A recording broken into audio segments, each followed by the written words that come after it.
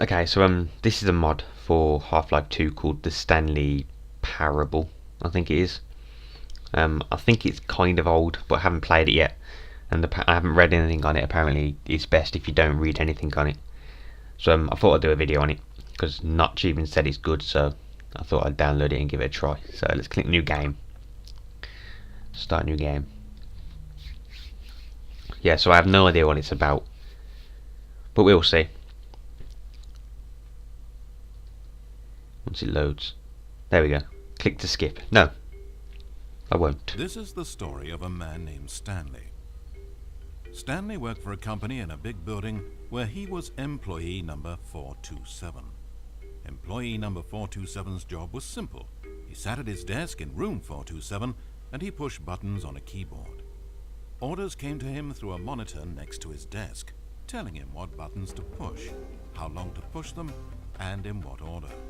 This is what employee 427 did every day of every month of every year. And although others might have considered it soul-rending, Stanley relished every moment that the orders came in, as though he had been made exactly for this job. And Stanley was happy. And then one day something very peculiar happened. Something that would forever change Stanley. Something he would never quite forget. He had been at his desk for nearly an hour when he realized that not one single order had arrived on a monitor for him to follow. No one had showed up to give him instructions, call a meeting, or even say hi. Never in all his years at the company had this happened, this complete isolation.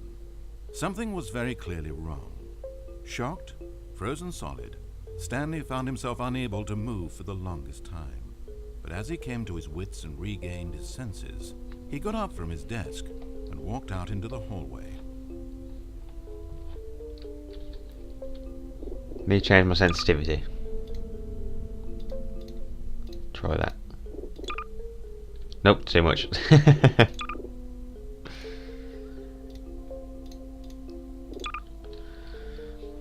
There we go. Right.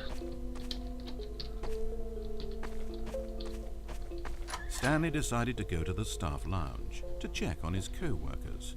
He never functioned well by himself and constantly needed support and guidance from others, so the thought of total solitude was terrifying to him. Okay, so I have no idea what's happening.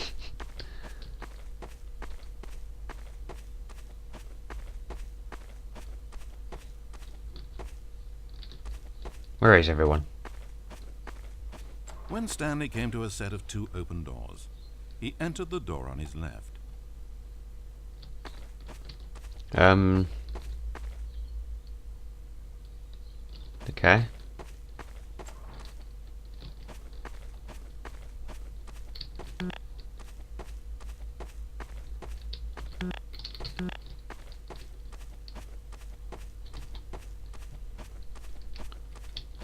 Ah.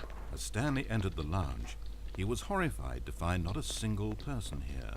He decided he would walk up to see his boss, hoping that he would find an answer there. Okay. Let's do that. Coming to a staircase, Stanley walked upstairs to his boss's office. That's down here, though. Ooh. But Stanley just couldn't do it. Huh? He considered the possibility of facing his boss, of admitting that he had left his post during work hours. He might be fired for that. And in such a competitive economy, was it really worth taking that risk? All because he believed everyone had disappeared? His boss would think he was crazy. And then something occurred to Stanley. Maybe, he thought to himself, maybe I am crazy. Everyone I know simply vanishing out of the blue, there's almost no other explanation for it. And a nagging fear began to creep up in his mind. Questions that had been there all along. He just hadn't put his finger on them yet. For example, why couldn't he see his feet when he looked down? Why did doors close automatically behind him wherever he went? And for that matter, these rooms were starting to look pretty familiar. Was he just walking around in circles? Where am I, he thought. And the more he found himself unable to answer these questions, the more questions continued to arise, until he came to the issue that had been slowly boiling until he could ignore it no longer. Why is there a voice in my head, dictating everything that I'm doing and thinking? Suddenly, every door slammed shut. "No!" Stanley screamed. "I need to get out of here. I need to know that there's something out there. I need to know it's not just all in my head." And he screamed and clutched at his skull as the voice grew harsher and the music in the background rose higher and higher. And then, moments before collapsing to the ground, Stanley clenched his fists and screamed to anyone who might be listening, "I'm not real! I'm not real! Don't believe any of it! None of it's real!" And then everything went black. What? What? This is the story of a woman named Mariella. Mariella woke up on a day like any other.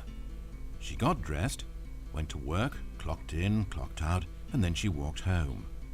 But her walk on this day was interrupted by the body of a man who had stumbled through town talking and screaming to himself, and then collapsed dead on the sidewalk. Moments after seeing him, she would turn, run to the nearest police station, and call for an ambulance. But for just a few brief seconds, she merely stood there, unable to move. The tragedy was not the death of a single person. It was that she would never know this man's story, never hear in his own words what had happened to him, or what he believed had happened to him. For to know these things would be to exist inside the head of the man himself. So all she could do was observe from a distance and pity him. But Mariella had places to be and people to meet with, very important people, whose impressions of her would affect her career and indeed the rest of her life. She stood there for only a moment, looking down at the body, and then she ran. I've got a clue what's happening. What?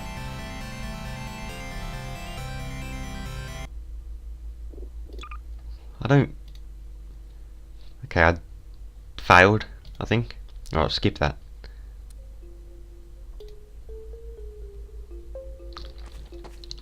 Let's do that again, but do what he says this Stanley time. decided to go to the staff lounge to check on his co-workers. Okay. He never functioned well by himself and constantly needed support and guidance from others, so the thought of total solitude was terrifying to him. So did I When just Stanley came die? to a set of two open doors, he entered the door on his left. I wonder what happens down there. Oh! Screw it. I'm going on the right one this time. This was not the correct way to the employee lounge. Yes, I know and that. Stanley knew it perfectly well. So he turned left at the first open door and walked back in the right direction.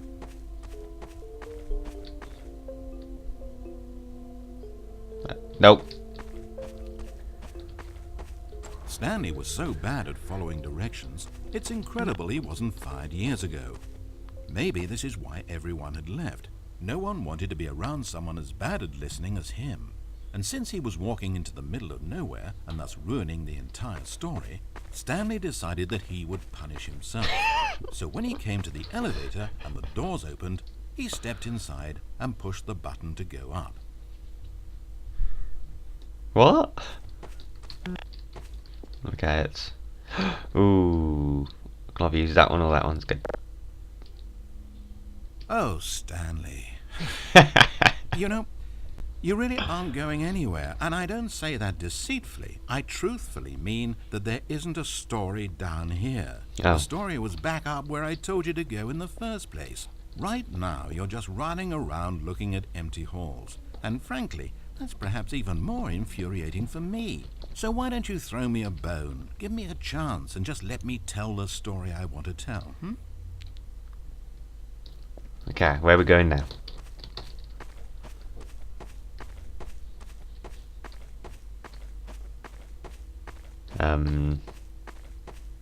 Now listen carefully. This is important. Stanley walked through the red door. Okay. Aha, perhaps you misunderstood. Stanley walked through the red door. Okay.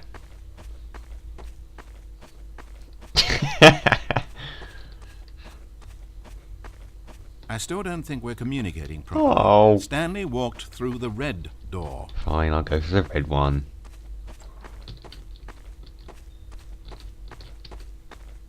Good, good. Now, if you don't mind, there's something I'd like to show you. But to do that, I think it would be best for us to start from the beginning. Oh, God. This is a very sad story about the death of a man named Stanley.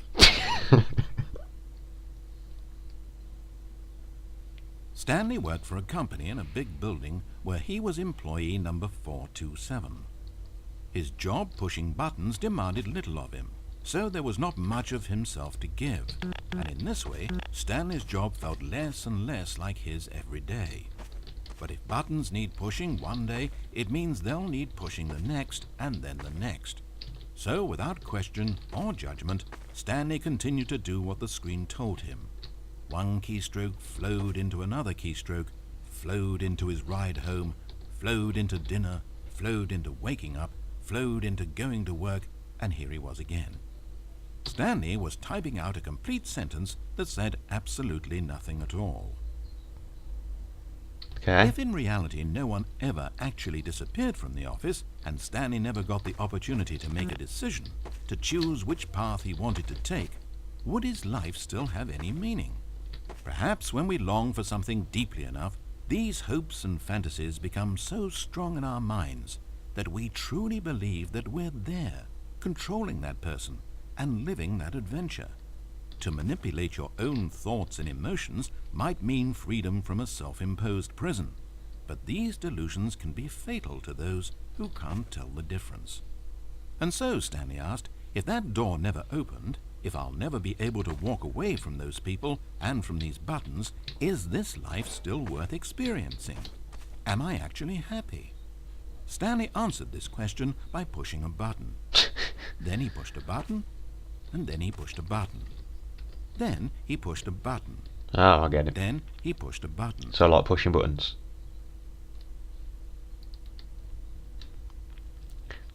I have absolutely no idea what's happening. So I suppose there's loads of different ending type things, but I don't want to go through them all at the moment. It is pretty fun though. It's a quick download. I'll leave the link for the mod in the description. You do need Half-Life 2 though. So I hope this has, I don't know, been fun maybe. I know it's confused me a lot. But yeah, thanks for watching and I will see you next time.